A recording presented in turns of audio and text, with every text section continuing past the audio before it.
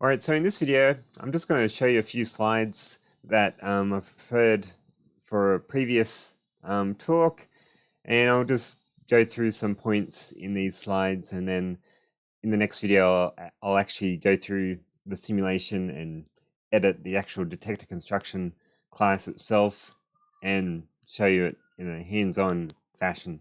But first, I just want to highlight some points in this video first. So, as I've already said, Geant4, the name comes from the joining of geometry and tracking. So we're going to be going through the geometry part now, and I'll just skip to probably the most helpful place to get information about geometry in Geant4.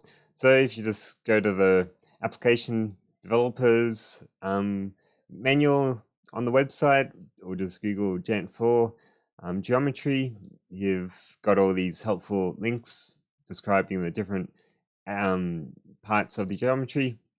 And detector construction / geometry in Geant4 is probably, the most easiest understood component of Geant4 compared to all the other ones, since it's a very visual and concrete idea where you've just got these shapes, you're placing shapes around in some other geometry, whereas with tracks, they're very particular, and they've got this new jargon terminology. So the geometry documentation of Geant4 is actually quite readable compared to other more complex components of Geant4. So highly recommend looking up the documentation of the geometry if need be. So this is what a typical Geant4 detector construction file looks like.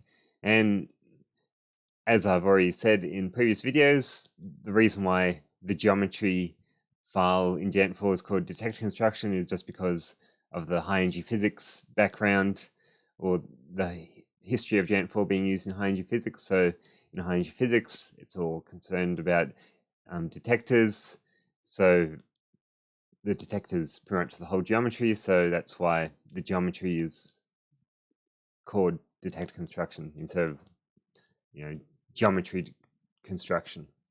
So like all the classes or the files in the programs, or in our program in particular, we've got some include files, which include the classes that we want to build upon. In particular, we've got the shapes we want to use. So in this case, we've got the G4 box, and this is, as the name suggests, it's for making cubes or just rectangular prisms in general.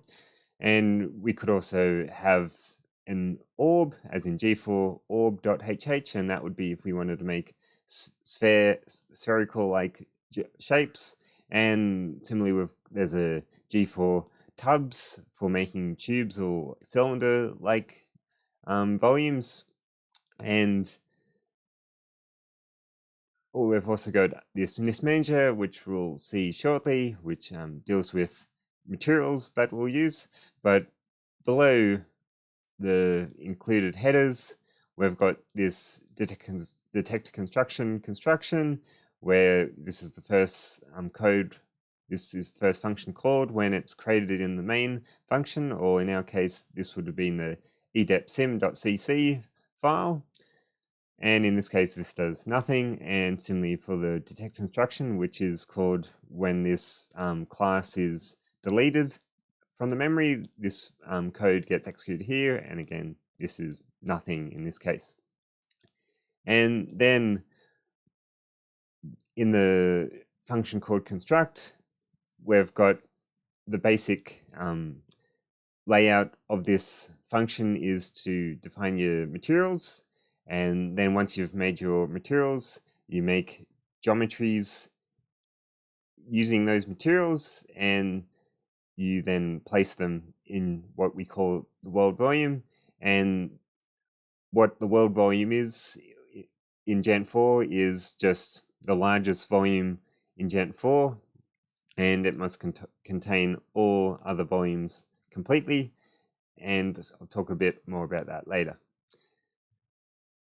So with the materials, the general hierarchy of materials is we've got isotopes or elements, and these then make up molecules or compounds, and then these make up mixtures, and these make up materials in Geant4, and these are what we assign to actual volumes. So this is just an example of how you define a material in Geant4 from an element. Now, you can just look this up in the documentation of Geant4. Now, in most cases, well, if you're lucky, you won't have to do this creating materials from elements. So we define our atomic number and our mass number, and we then make our elements, we give it density and all this attributes, and then we make our materials based on the elements which contains. And this gets a bit painful if you're making a lot of materials. So it's just an example, we won't worry about this, but gas, you can read all of these other things if you're interested. But in the simulation we're playing with is it defines materials using the G4 NIST manager, and this is a lot more easier and less error prone than defining materials from elements where you could enter a wrong number or anywhere, then you'd have your material that you're recording some quantity or studying something, and then you're out of whack because you've entered the wrong number. But instead, using the NIST manager, it has several hundred predefined materials. So all you need to do is define a NIST manager like so, and then you just use one of the many pre-made materials. So compared to having to do something like this to make water, all you would need to do is go NIST find build material G4 water, and there's also ways to make different densities from it and a few other features. So that's for in most cases how you'd make material. But if you had to make some exotic material, then you would have to make it from scratch. So that's just more examples of if you wanted to make, or you needed to make some material that isn't already in the NIST manager. So in this case, we've got stainless steel. Again, you can just look up these examples on the net, and we don't need to worry about them for our case. So now that we've got our material, once we've got our materials, we can then make geometries or volumes in our Geant4 geometry. So as I said earlier, terminology with Geant4 is the world, and what this world is the largest volume in our geometry, and it contains all other volumes in this in our simulation. And as I'll show you a bit later, the world volume is what defines our global coordinate system. So when we shoot a particle and we look up its position, it always returns a position in terms of the global coordinate system, and this is always with reference to the world. And if we place daughter volumes in this world, then those daughter volumes have their own geometry inside if we placed another daughter in that volume. But I'll show that a bit later with a bit of a diagram to make it a bit simpler. So we've defined our materials, and now we define our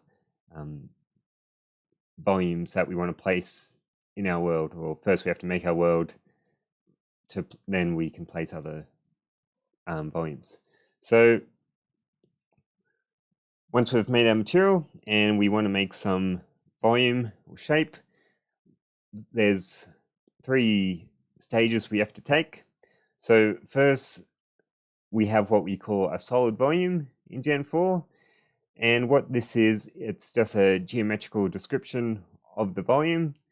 So in this case, it could just be a box, and we would say, I want a box a certain size, and that would be our solid volume. And then once we've defined a solid volume, we then make a logical volume from this solid volume. And what the logical volume is it assigns material attributes to our solid volume. And then finally, once we've made a logical volume, we can then create a physical volume, which is when we place the actual desired volume in the world itself, and can be seen by particles, and we'll have particles interact with them. So these solid volumes and logical volumes themselves, they're just stored in memory, but they're not actually in the world themselves. They're just they're not existing in the simulation, if you like, until we place the physical volume. So you don't really need to worry too much about this, but it's just showing the hierarchy a bit in another way. So we start with example shapes. So here's example shapes. We've got the Geant4 box and Geant4 tubs. As I said, that was if you want to divide cylinders. And these all are based on some virtual class, which is the Geant4V solid. Again, you don't need to worry about too much about the specifics. And then from these solids, we then get a logical volume, and we put the material information into this logical volume.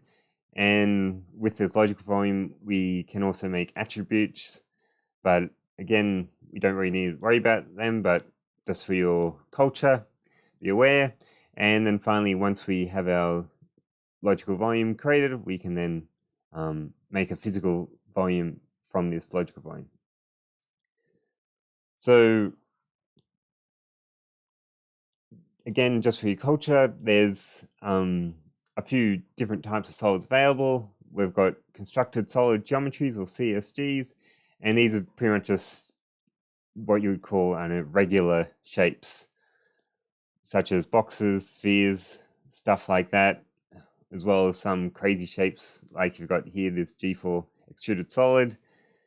And besides these CSGs, or just well-defined volumes, you've also got tessellated solids as well as booleans, but we won't be needing to worry about that. But just for your culture, and you can see all these different CSGs available in Geant4 in the documentation if you're interested. So here's the orb if you wanted to make a sphere, and here's the tubs for cones and stuff like that. So you can have hollow cones and stuff like that.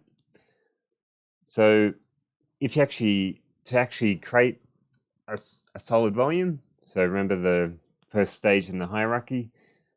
So this is just the basic construction for a box. So you give it a name, that any old name as a string, then you give it the sizes that you want to give it. So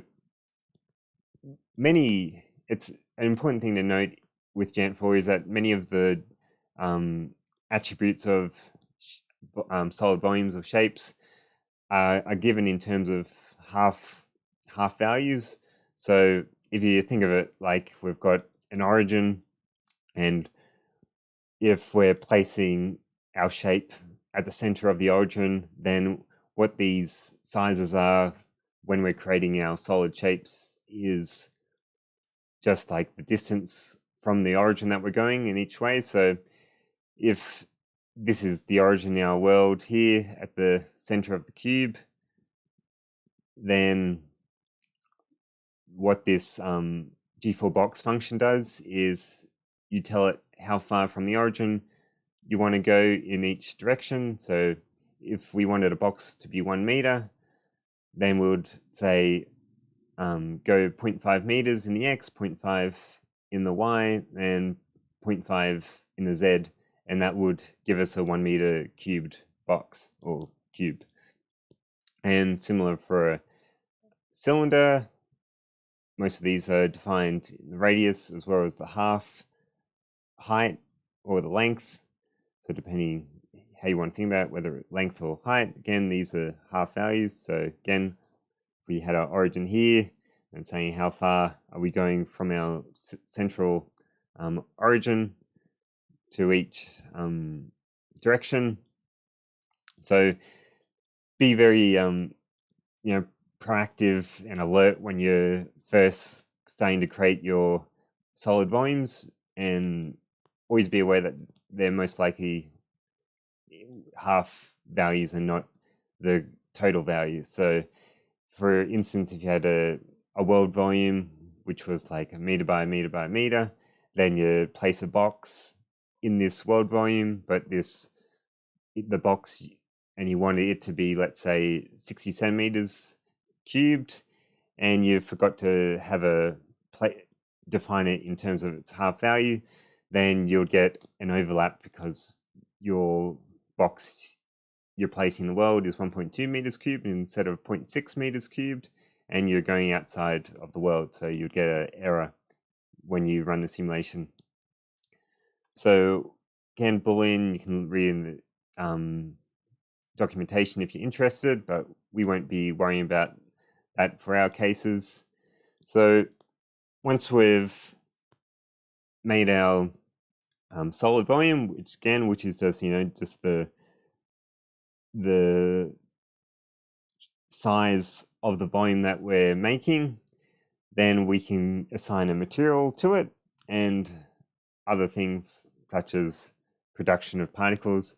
As you may have seen if you watched the video about the hierarchy of Geant4 in terms of run events and tracks and steps, you would have remembered that we saw electrons not being created when an ionization event was occurring because the production threshold of secondary particles we set was too low. So we can define the production of particles to specific volumes based on their electrical volume.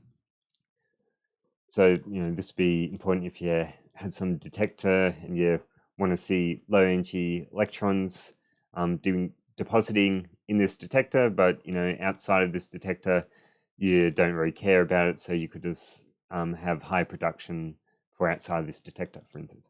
But for our simulation here, we really just care about the material that we're assigning it, and also we'll give it visual attributes. But for our cases, we'll just be doing material and visual for the most part. So to make a logical volume, it just follows this structure. So using the G4 logical volume function, we give it the solid volume as the first input. Then we give it the desired material we want to give to it. So for instance, if we made a solid cube called something like, I don't know, water box, if we wanted to make like a water phantom, then we might have our solid called water box, then we would put that there, then have our material here as water, or whatever variable name we call our water material. Then after our material, we then give it some string. So this can be any name you want to give it. So it could just be lodge box or something like that. Anything you want to give it. Then you give it some other attributes, and you don't need to worry about any of these. So you can just leave them off, but if you want to read about it, you can just look up the documentation. So here's just an example of creating the world. So here, oops, sorry. So here's our solid volume, our world material here, and some name, string, and then the 000. And again, regions, we won't play around with them. Attributes, we won't worry too much. Again, so once we've made our solid volume, we can actually place it in our physical world. So our function to place a solid volume as a physical volume follows this function using the G4 PV placement. So the first argument in this function is a rotation matrix, which is just saying how we want to place the volume, whether it's rotated or not.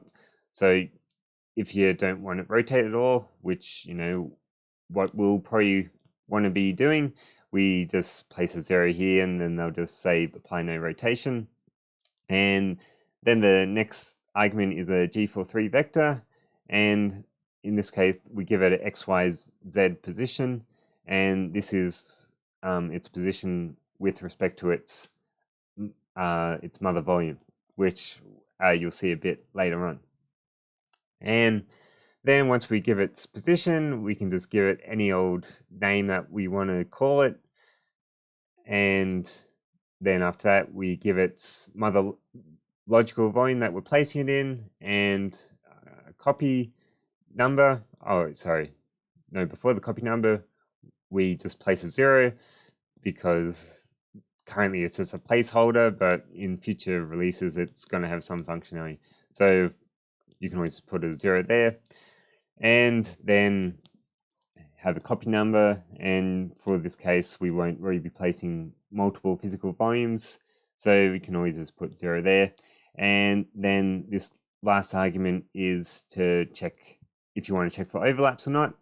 And this is very helpful, not for the physical volume here. As you'll see, it's shown as false here, but when you're actually placing daughters in your physical volume, in your world volume, then it's important, helpful to check for overlaps and to check that your geometry isn't intersecting, because if your geometries are touching one another, like intersecting, then if you're tracking a particle and, you know, that particle, you know, it will interact depending on what material it's in. If there's two volumes existing in that point, then, you know, it's a very complicated, well, it doesn't really make sense of where the particle is. So it's always good to check for overlaps, just in case you've got volumes overlapping with one another. So just to illustrate this point about overlaps a bit, so if we've got a mother volume, then, and when I say mother volume, it's when we talk about volumes in Geant4, we always talk about it in terms of a hierarchy of mothers, daughters, granddaughters, and etc. So if I place a physical volume, and if I place another physical volume, and I place this additional volume with respect to its mother, well, with respect to this other physical volume. So I'm saying this volume is the daughter of this physical volume, then this daughter volume must be fully contained within this volume here. So you can't have a volume partially, you can't have a daughter volume partially placed in a mother. You have to have it fully contained within the volume, like so. And again, it's important not to have overlaps, because, you know, if we have a particle here, then, well, sorry, not here, but if we had a particle here, and it's checking through the hierarchy of geometry, then it can get confusing if we've got lots of different volumes overlapping with one another, and the hierarchy isn't clearly defined for this particle. So again, just to illustrate the point, these are two daughter volumes within this one mother volume here, and even though they're daughter volumes, they're both daughters of this one mother, they still can't intersect with one another. They have to be fully free from one another. They can't be touching. They have to be only existing within their mother and not touch any other volumes. And just another thing with overlapping overlaps. So it's probably a bit difficult to see, but here we've got a world volume shown in white, and we've got a daughter volume shown in blue. And you can see this, or maybe not, but hopefully you can see that this blue volume, it is not fully contained within this white world volume. And so we've got an overlap occurring here. So if we were to actually run the simulation, and again, in the next volume, I'll actually show this in a hands-on fashion, that when we run the simulation, so this program will compile just fine. There's no coding errors, but once we actually run this simulation, then we'll get this error or warning saying that we've got an overlap being detected, and it'll tell us what volumes were found to be overlapping. And whilst we're talking about multiple daughters of mother volumes, you might recall that with the physical volume, I mentioned briefly about the copy number. So in Geant4, you can reuse volumes, and this is quite helpful to save memory. So instead of having to define multiple solid volumes, you can just use the one, solid volumes well, but instead of having to write multiple logical volumes, if we just wanted to place the same box in different positions, so in this case, we just have to use one solid volume. So for example, if we wanted to place different cubes, and they're all the same size cubes, if we could just use one solid volume, give it just one size, and then from this one solid, we could then create two logical volumes. And remember, the solid is just the size of a volume, whereas the logical is the material attribute. So we could then make two logical volumes from this one solid volume. And so for instance, this could be material 1, material 2, and from these logical volumes, we could then place them in our physical world multiple times. And this would save memory versus if we just had one solid for every different physical volume. So if we had solid 1 and solid 2, and they were all the same material and the same size, then we'll just be wasting memory. So we can reuse the volumes multiple times in Geant4. And just a bit more in the hierarchy, as I was saying, with daughters and mothers, granddaughters, and the like.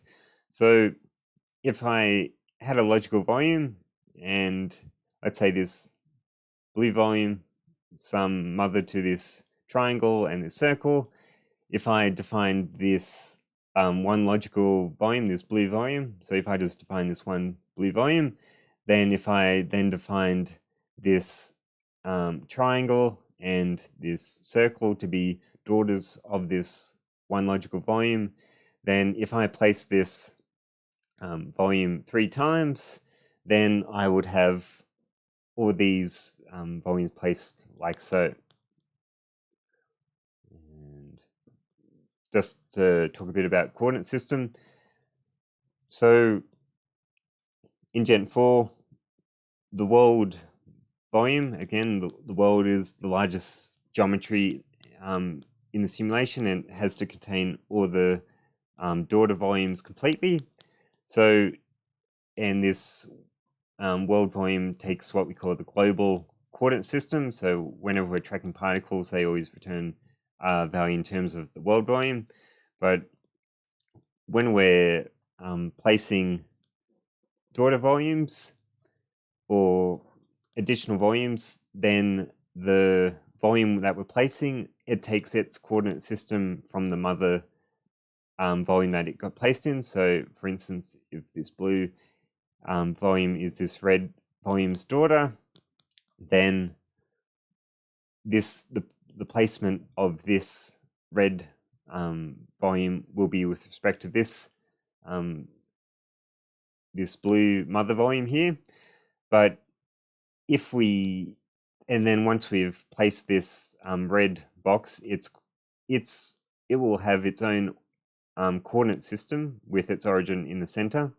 But if we place another daughter, we'll place the daughter of the red volume, so a granddaughter of the blue volume, then this granddaughter will take its coordinate system based on its mother. So anywhere you place this black box, it will be with respect to this daughter volume's coordinate system. And rotation matrices, don't need to worry about. Replay it again, don't be worried. If you're interested in any of these, you can just read it up or down later. But the final thing I wanted to talk about was just testing and debugging. So a very helpful way of debugging programs, or just understanding programs in general, like if you're going through an example program and you're just trying to work out what's happening, then it's very helpful to shoot a particle, what is termed as a Geant4. So, taking from the word Geant and Tino. So what this particle is, it's a pseudo particle, and it's just a geometrical particle, and all it does is it interacts at boundaries. So it doesn't have any physical attributes. So all it does is it has steps for every physical boundary. So remember that in Geant4, they'll force a step wherever there's a different volume. So if you're getting some weird results and you thought you had all your geometry sorted out, then if you just shoot a Geant4, so if you're using general particle source, you could set your particle to a Geant4, and you could just shoot it and have a tracking verbose set to 1, and you could see what it's actually doing. So you might discover that you're shooting a particle in the wrong direction, or you've placed your geometry in a slightly wrong order.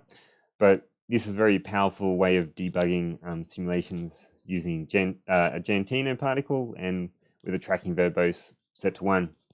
So, this does a bit of an overview of the main parts of the detector construction / geometry that you need to know / is handy to know. And in the next video, I'll just show an actual hands-on of actually changing the detector construction class itself and compiling it and visualizing and changing in an interactive way.